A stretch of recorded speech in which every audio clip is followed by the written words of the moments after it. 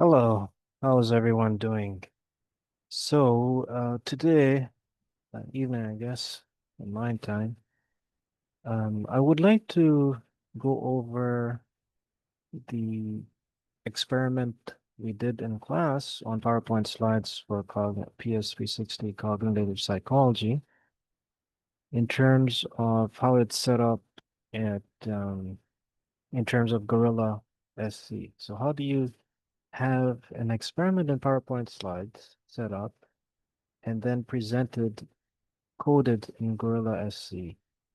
Well, let me first introduce to you what Gorilla.sc is. As you see from this screen, Gorilla is basically an online platform for online experiments without the stress of coding.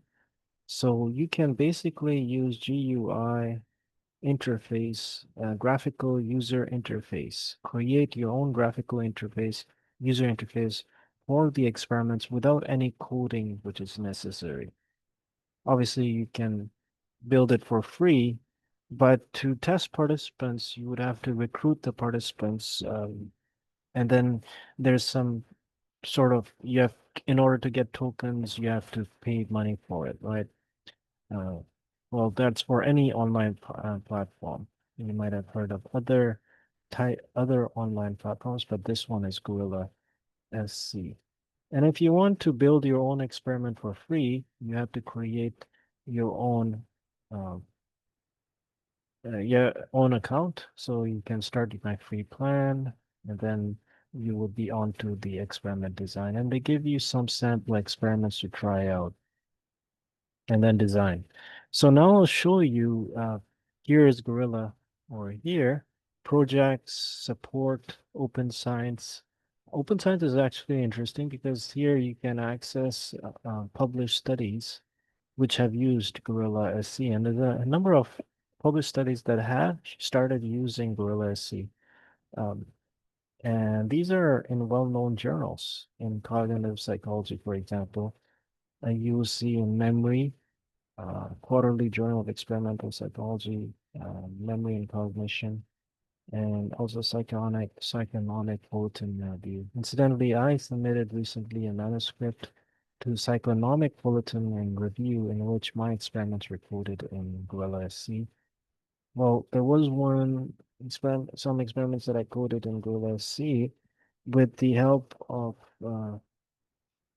third year students, undergraduate students who I worked with, supervised, advised. Three of them are in graduate school. One has already completed graduate school, one is pursuing a PhD, and the other one, she's at York, completing. So, uh, possibly going on to PhD, I'm not sure, but she did her master's. And there's one, of course, she's in at UFT and she's pursuing a PhD. So, in, I believe, cognitive neuroscience or psychology, but more in the cognition area. So so this is your view you'll get in uh, the Gorilla.sc. You have the tasks, questionnaires, and then you have the experiments. You can actually create, so here you can create a task builder, or a questionnaire you can build. Legacy refers to older um, versions of Gorilla. Um, and so, but now they have this newer version. So let's say I create my new task now. And so let me just say it's a memory task, recognition memory. So for now, let's say we have a study phase task, study phase, and it has a test phase, right? So a study phase is just encoding. Basically, that's what it is, and in studies of recognition memory, and I can create it. Well, uh, oh, sorry, I will log in back in here, and let me just see this. So you can create a new task over here, new task one. Let's create.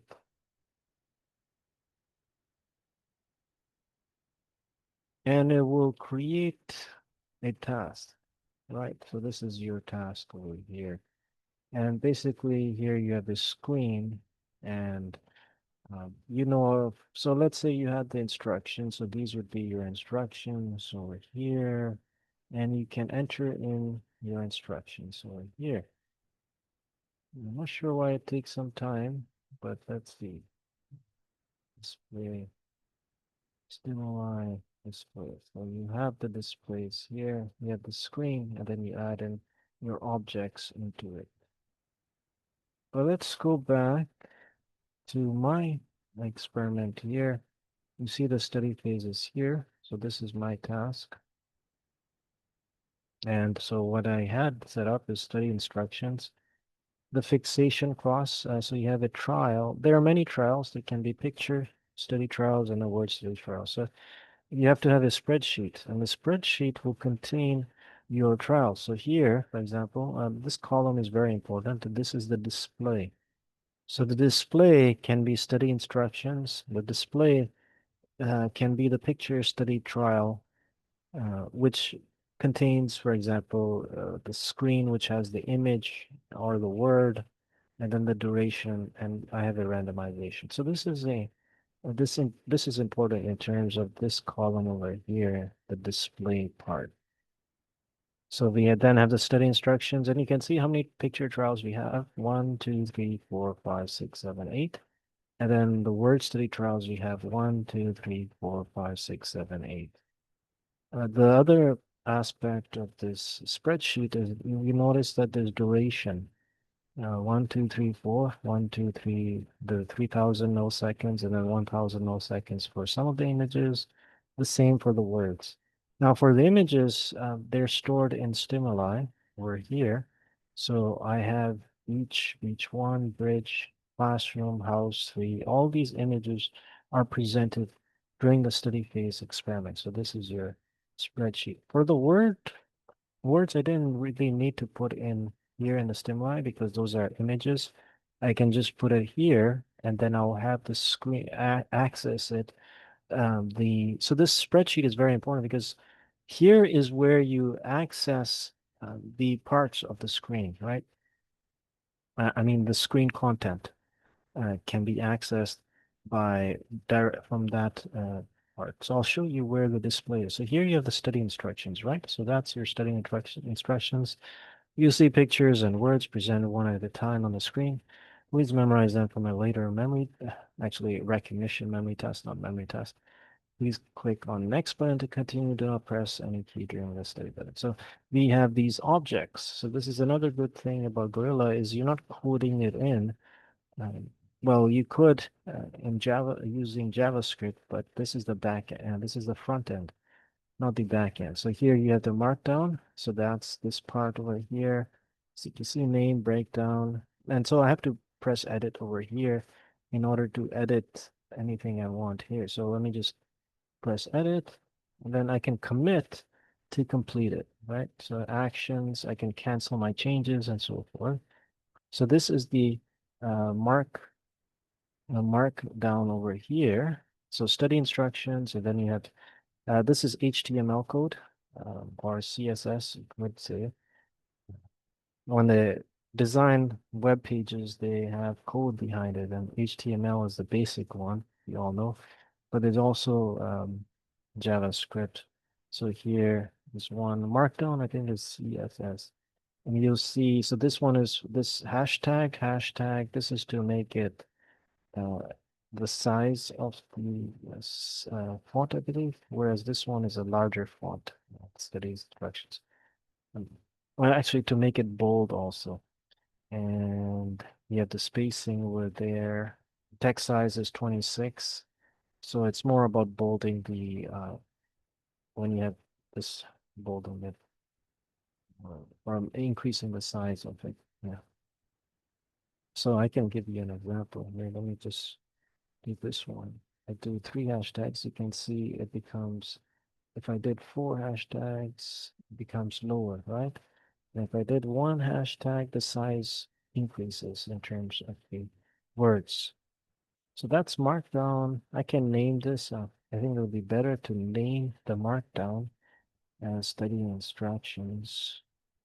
So I can be aware that this is the text for the study instructions, and this is the object representing it. And then actually, you should make it text study instructions. Yeah. Then the continue button is the other object over here, right? But if I wanted to add other objects, I can do it, add object, and there's a number of objects available. And these are all coded, I believe, using JavaScript. So I could have added button, canvas painting, I could add clickable hotspot. That's interesting. A drop down, uh, fixation, early exit button, mouse button, progress bar, rating scale. And let's try the keyboard. And what does this keyboard response do? Well, it can do mappings, and you'll see that in the test part. So add, so here, for example, I want to do space. And when the person presses space, it goes on to the next screen. So that could be edited. So now let's just delete object. We don't need it, right? So that's the study instructions. Notice that I have it named study instructions comes first because this is the beginning of the experiment. And you can click continue and you go to the next screen. There is no new screen. If I did, I could have added in more study instructions like study instructions 2, rename study instructions 1, whatever. And you could put in that, but we don't want to do anything right now.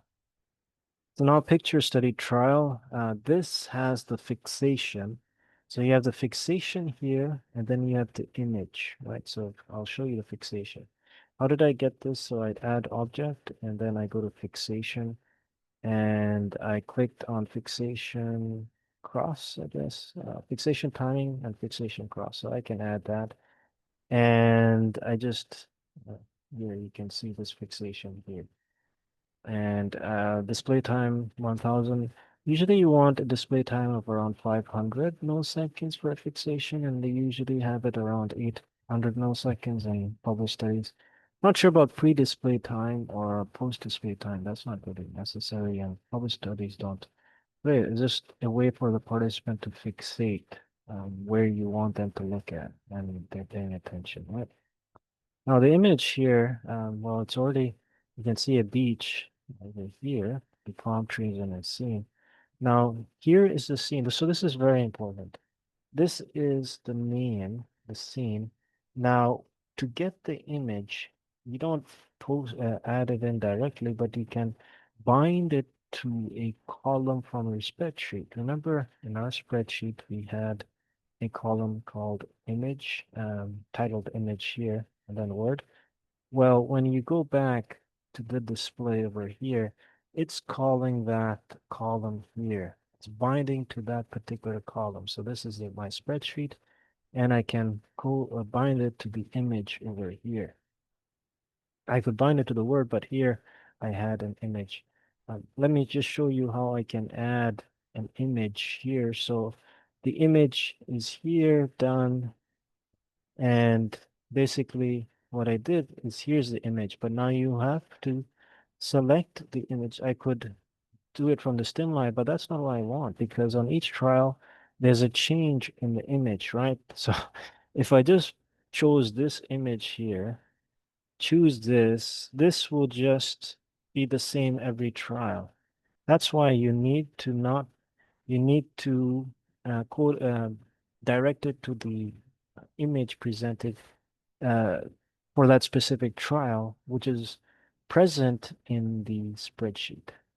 So this is a very important factor, and you'll find this for your lab 3 experiment that you need a spreadsheet.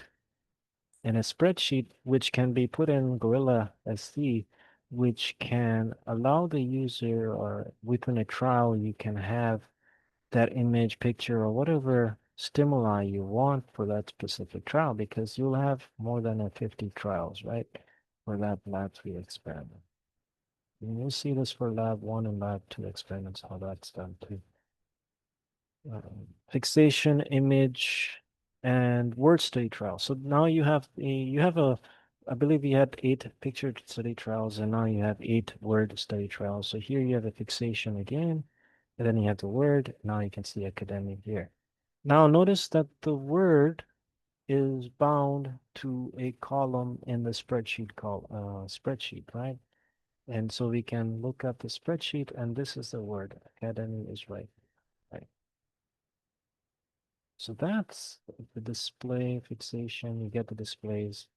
And that after all these trials are completed, you would move on to a second block, which is so this is the first block, the study block, and then you have the test trials. Now, how do I do randomization is I have added in this column. It could be any column name, but I put in randomize and I put 1, 1, 1, 1 all to the bottom over here, right? And I can say randomize. So so this is my randomization and randomizer. So basically that's what I did. I added a randomizer and to randomize the trials. So the randomize. So here I can randomize trials, randomize blocks, randomize within the column. So I wanted to randomize trials, so I chose a column to randomize, and I chose the randomized column over here. So what happens now is the pictures don't come first and the word don't come last. It's randomized in Gorilla.sc. You can also randomize the blocks, and there is a function for counterbalancing, but that's another more sophisticated form of GUI, which doesn't need to be explained here. Spreadsheets, but certainly on your own, you can understand this. I would encourage you to start using GUI interfaces for your experiments and learn the coding behind it. I know there's CyclePy also, which is used in Python for those, but those individuals who want, students who do not want to be use coding or just want to be exposed to the GUI interface, this is perfectly fine also. But I think having an understanding of JavaScript behind working in Gorilla could be very much beneficial, and understanding CyclePy would also be very much beneficial. The purpose of PS360, we'll just focus on the use of Gorilla. See, given we don't have enough time also, uh, and so here is the test instructions. So the test instructions, you'll be presented with pictures and words, and you have to indicate old or new. So here, the participant has the displays. So here you have the displays of picture test trial, and you have the word test trial. Again, you have a spreadsheet for the test phase, and you can see randomization here. I added the test probe is here for you because when you have the data extracted from Gorilla, you will see these columns included. So you'll know that this was the image that was the target test, and then it had a duration of 1000 milliseconds. So there is to help you. And these images are presented, and you'll notice that there's targets and foils, the new images presented, and the new words presented, right? And you have the picture test trial and the word test trial. There's an end screen, which just says thank you to the participant, and then you have the test instructions at the very beginning.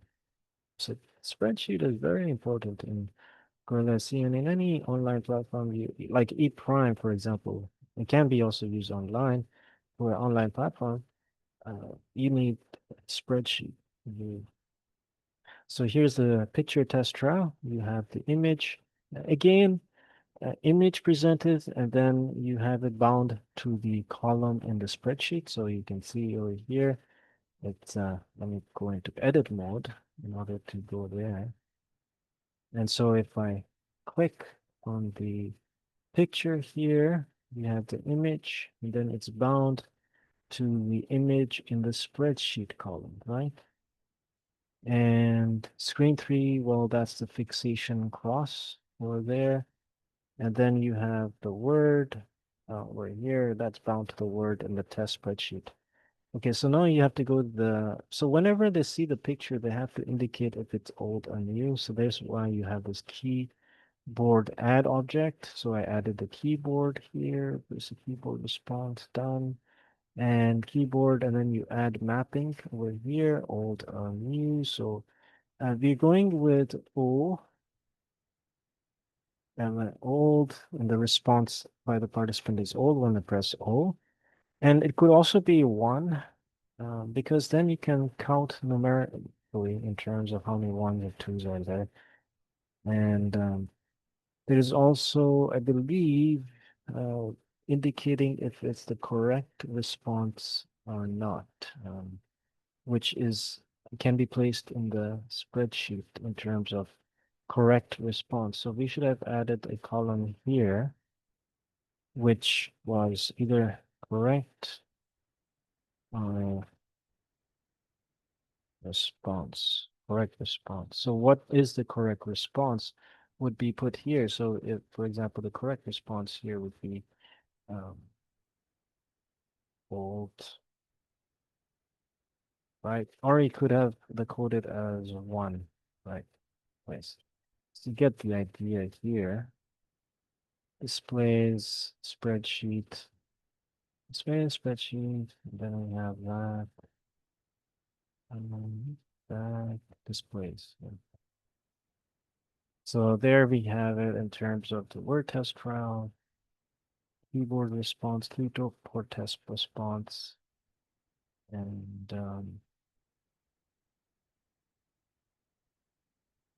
now if you want to, so these are our tasks, the study phase, the test phase, and now we can go into practice the experiment itself.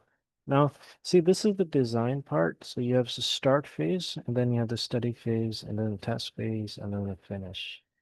Recruitment. In terms of recruiting participants, how you do it through Gorilla.sc is first you have to change the recruitment target. Let's say you want to recruit 50 participants. Now you have to buy now, and you'll have to do that. So I could add 50 tokens to here, but I have to buy now. And participants were here. Well, you have to change your recruitment policy.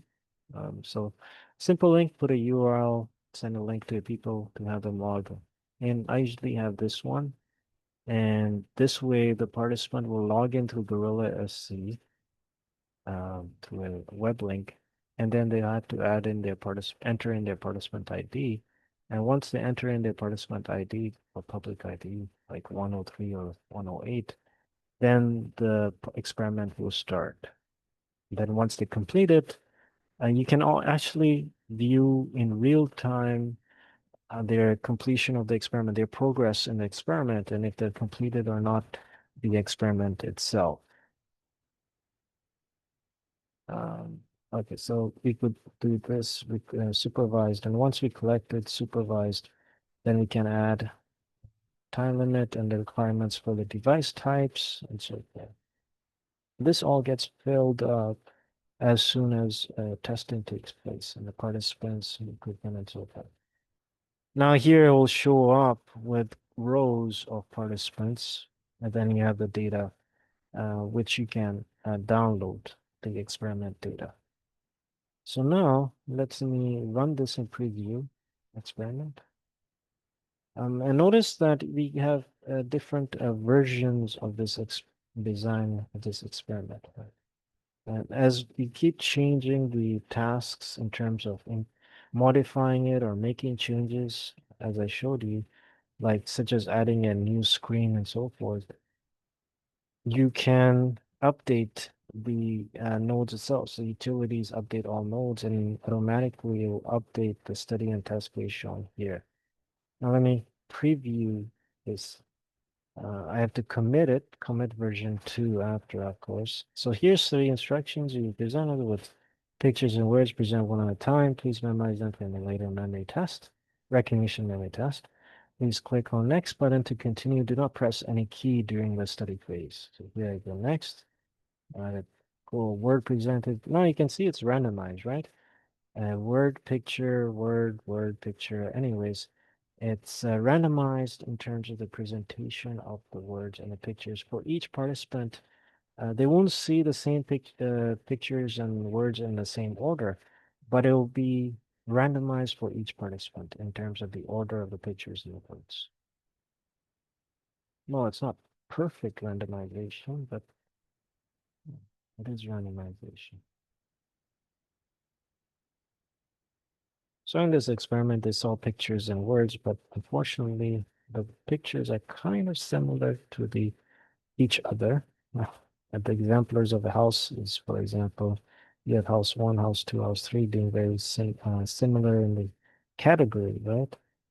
And it is expected that participants would be better for pictures compared to words in terms of their recognition memory. So that was one hypothesis, that there'd be higher recognition memory for pictures than words. Well, it follows with my PhD advisor, Dr. William Hockley, actually did a 2008 published study. He published it, I think, in JP, which is a very, uh, maybe it was JP, it was a high impact um, article, but he showed that pictures compared to words were remembered better than words with an associative memory task. And and this and it supported the theory that there's for pictures there's dual coding theory, and there's also the idea of distinctiveness for pictures compared to words. Obviously, pictures, you could label a picture when you see a house. It is distinctive in terms of the features, and so in terms of the visual and in terms of the label when you label it. But for word, it's not really visually salient, and the features are less. So distinctiveness is present less. And you can also say there are less features for the word compared to the picture.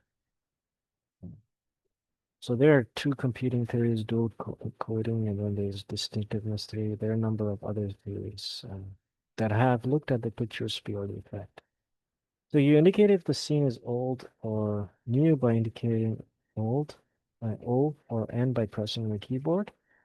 Each test item will be um, pictures, POD. I'm just looking up my PhD advisor. What journal article was it? 2008.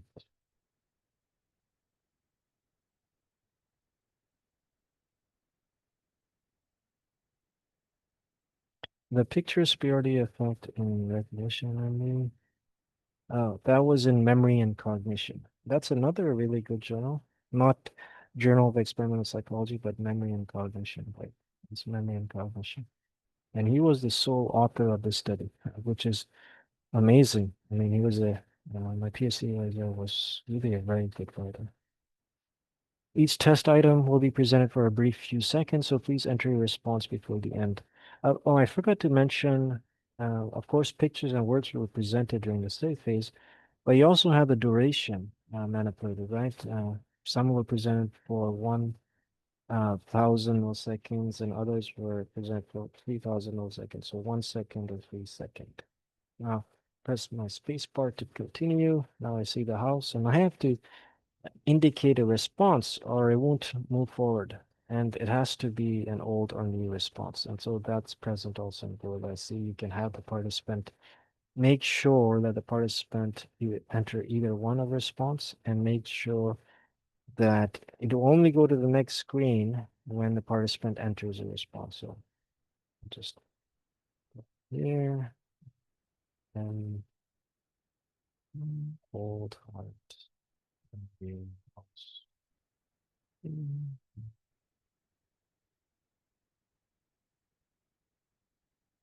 And so it's self-paced actually for the participant. In an fMRI study, you wouldn't have it the self-paced according to the participant. There's a time window, I think. Not sure exactly. But it has to do with the hemodynamic uh, flow in the brain.